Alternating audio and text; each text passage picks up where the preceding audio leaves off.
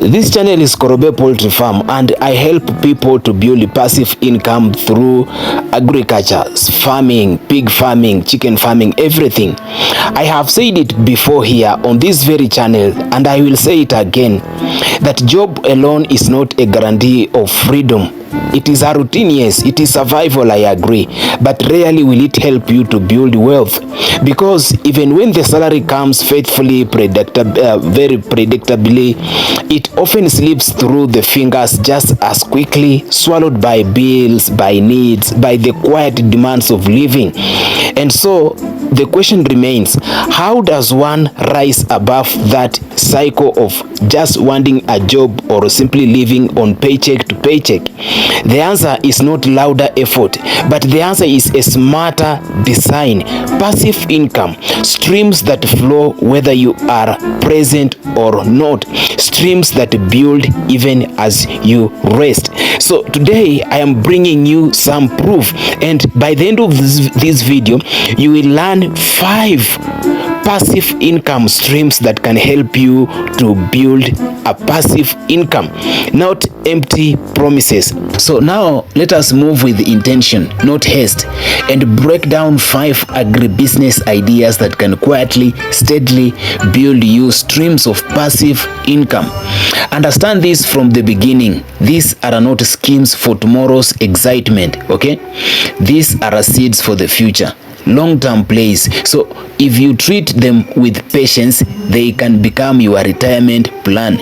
As the old sayings goes, little by little, a little becomes a lot. You do not need millions to begin.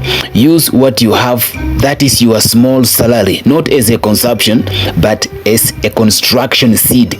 You may choose to do 5, all of them, or focus on 2 or 3 or 4. So what matters here is that you start. So the first one is the pig farming. Pigs are not glamorous, but they are brutally efficient when it comes to money. They grow very fast, reproduce quickly, and convert feed into weight with remarkable speed. Look here, a single sow like this one can give birth between 8 to 12 piglets twice a year. This is not farming, this is multiplication. So within 6 to 8 months, those piglets are ready for market. So in Kenya today, a mature pig can fetch between 30 to 40,000 Kenya shillings. Of course, this depends on the weight and the market demand. Now do the math. This is a cycle that repeats itself quietly, compounding. So profit margins can range between 40 to 60% if feed is managed well. Do not despise small beginnings, because in pig farming, small quickly becomes many. Number 2, cattle keeping. Here we speak of patience and power. Cattle are not fast money, but they are strong money. You get that? Whether for milk or beef, cattle represents stability. A good dairy cow can produce between 10 to 20 liters of milk per day. Even at the modest prices, this becomes daily cash flow, predictable and very, very dependable. On the beef side, value appreciates over time. So you are not just keeping an animal, you are growing an asset. Profit margins may sit around 30 to 50% annually, but the real value lies in scale and consistency. As the proverb warns that a patient man eats ripe fruit, so this is where you need patience. And the third is coffee farming. Now we step into legacy wealth. Coffee is not for the impatient, it is for those who understand time. It takes about 3 to 4 years to mature, but once it does, it can produce for decades. And here is the secret: global demand for coffee does not sleep. With proper management, 1 acre can yield hundreds of kilograms annually. At premium prices, especially for quality beans, the margins can climb to 60% or even more. So coffee is not just a crop. Actually, it is an export opportunity, a doorway to international markets. The trees that grow slowly bears the sweetest fruits, and this is found in coffee farming. Number 4 is chicken farming. This is where many begin, and for good reason. Chickens are accessible, scalable, and very versatile. So you can choose layers for eggs, daily income, or broilers for meat. This is where there is fast turnover. So a single layer can produce over 200 eggs per year. Multiply that by scale and you begin to see the engine. So with the proper management, profit margins can range between 40 to 50%. And the beauty is that you can start small, even with 50 birds, 500, 1,000. Actually, this is the beginning of the journey.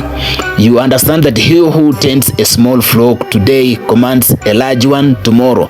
And so, if you want passive income, try chicken farming. And finally, sugarcane farming. This is the quiet giant. A low maintenance, long-term returns. Once planted, sugarcane can ratoon, meaning it grows after harvest for several cycles. So it takes about 12 to 18 months to mature. But after that, you are harvesting repeatedly with reduced costs. Now, depending on the yield and pricing, farmers can achieve up to 50% profit margins and sometimes more with good contracts. So sugarcane is not daily income, it is bulk income, the kind that arrives in waves and changes things completely. You understand that still waters run deep, and so does sugarcane wealth. It runs deeper and it becomes your passive retirement plan. So why should you adopt all or at least 2 or 3 of these? Because diversification is protection. Because when one stream slows down, another flows.